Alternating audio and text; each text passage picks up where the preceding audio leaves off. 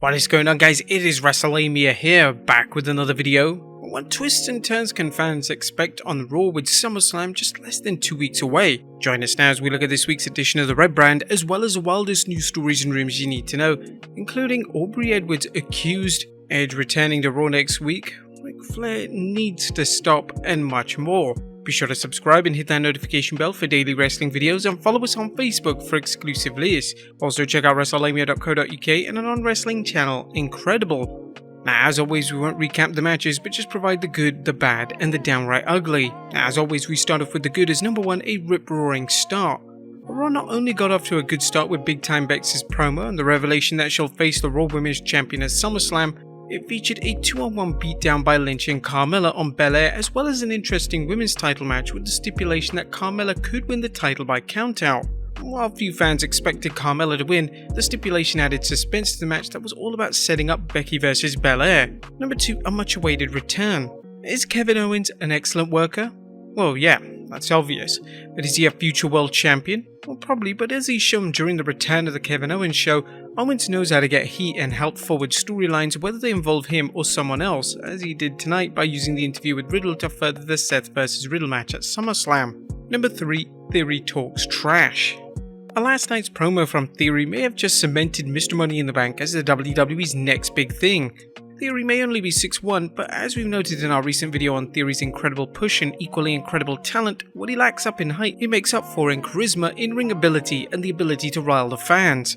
Theory cut a long but entertaining promo boasting of his plans for SummerSlam, eviscerating AJ Styles by mocking him for taking so long to accomplish what Theory has already done, and berating the WWE locker room and the entire WWE universe for their jealousy. Theory took everything in stride, including nimbly navigating the fans' what chants. Number 4, building intrigue. Speaking of Theory, the current storyline involving Dolph Ziggler and Mr. Money in the Bank continues to get more interesting. The storyline is just 2 weeks old, but it's already captivating as fans wonder just why Ziggler is so intent on making life difficult for Theory, and more importantly, whether he'll spoil Theory's obvious desire to cash in his briefcase at SummerSlam. There's plenty of room for the storyline to fall apart, but it's off to an excellent start. And Ezekiel takes Rollins to the limit. While Ezekiel's chances of defeating Seth Rollins were as likely as R-Truth defeating Roman Reigns, the WWE presented Zeke as a fierce competitor. The comment that Seth knew he was in for a fight definitely applied as Ezekiel looked simply stupendous last night. The WWE's worked well in showing that Elias' younger brother isn't at main event level yet, but that's not going to stop him from trying or standing up to heels outside his weight class. Unlike Elias, Ezekiel has the potential to jump to the upper card and even mingle in the main event. He's not quite there yet, but it could be an exciting journey for him and the fans. But that was a good. What about the bad is number 1, finishing a finisher. Now, as good as the Seth vs Ezekiel match was, the WWE erred by having Seth Rollins curb stomp Ezekiel from the top rope only to have the match go on for several more minutes. The WWE did an outstanding job building Zeke up, but there was no need to weaken Rollins' weapon of mass destruction. Number 2, The Miz can talk, but Paul can't. The Miz can make any segment look good when he works as a heel, but even the WWE's A-lister has his hands full carrying Logan Paul through the Miz TV segment. Logan's a good wrestler and he's obviously excellent at being a YouTuber, but his promos need work, as seen by him fumbling over his words. There's plenty of time to grow, but last night's work was bad and we think fans aren't going to give Logan much time to improve. Number 3, ruining Rey's 20-year anniversary. Poor Rey Mysterio. Not only are there rumors that Rey's son Dominic is going to turn on him at Rey's upcoming 20-year anniversary celebration on Raw, but the WWE is doing everything possible to make Rey look bad going into the big bash at MSG. Rey is getting the classic celebration treatment, i.e. a celebration turned shit show, unlike John Cena and Randy Orton who got to enjoy the tributes paid to them. Is this because Rey isn't a homemade WWE star, or just because the WWE likes to kick Rey around? If they really want to ruin Rey's 20-year celebration, it should show clips of his greatest beatdowns, with the wrestlers involved waxing nostalgic. Just imagine the Big Show recalling the time he slammed a stretcher-bound Rey into the ring post, or Seth Rollins boasting of taking Rey's eye out. It could truly be a night to remember. Number 4, time for a new women's title. Is it time for a new women's championship? Well, the Raw Women's division could benefit from a secondary singles title despite the WWE's spotty track record with belts like the US and Intercontinental Championships. There are just too many talented women competing on the Red Brand who are out of the Raw Women's Championship picture and could be doing more. Then there is Carmella, an overrated performer who keeps getting world title matches despite any notable talents. The tag team titles are one option for giving Raw women something to do, but the booking of the tag division has been pitiful largely since its earliest days. AEW has made its TBS championship work for building up its women's division, so why not add a singles women's title on Raw? And too many damn disqualifications. But the WWE likes DQ finishes and there's a time and a place for them. However, last night's back-to-back disqualifications during the Angelo Dawkins vs Omos and subsequent Street Profits vs Omos and MVP matches were lazy booking and a poor way of setting things up for the Usos to beat down the Profits. But that was bad. What about the downright ugly as number 1 24/7 tragedy? And last night's 6-women tag match was a comedy-turned-tragedy as Dana Brooke, Alexa Bliss and Asuka battled Doudrop, Nikki Ash and Tamina in a meaningless match that turned into a glorified 6-way 24/7 championship match. While the WWE occasionally finds new ways to infuse some life into the 24/7 picture, last night's segment was tragic as Alexa Bliss and Asuka were reduced to vying for the WWE's resident garbage title. Even if this was an isolated incident where the WWE decided to liven up an otherwise weak segment by giving it some main event star power, it made Alexa and Asuka look lost and worse, like two more clowns. Maybe the WWE wants to revive the Job Squad and have Alexa and Asuka wear Pin Me Pay Me t-shirts. And Titus's terrible promo.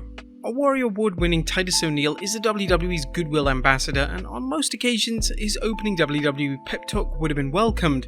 After all, what's wrong with reminding the WWE Universe that they provide entertainment without discussing politics or religion, and that the WWE is an inclusive place? Well, nothing except that there's the Vince McMahon hush money scandal that suggests the WWE isn't a worker's paradise, especially for women who catches the boss's wandering eye. This promo was as tone-deaf as McMahon's post-scandal appearances on Raw and SmackDown. Even worse, the WWE tarnished O'Neil's charitable work with the Bullard Family Foundation by using his well-earned reputation for helping others to paint the WWE in a positive light, in effect saying Titus is a good man, so anything he says about the WWE has to be true. Titus might as well be promoting CarShield after this promo. The WWE has obviously mastered sports washing bad images thanks to its partnership with Saudi Arabia. What do you guys think of the red brand this week? Let us know in the comments down below. Now let's move on to the news.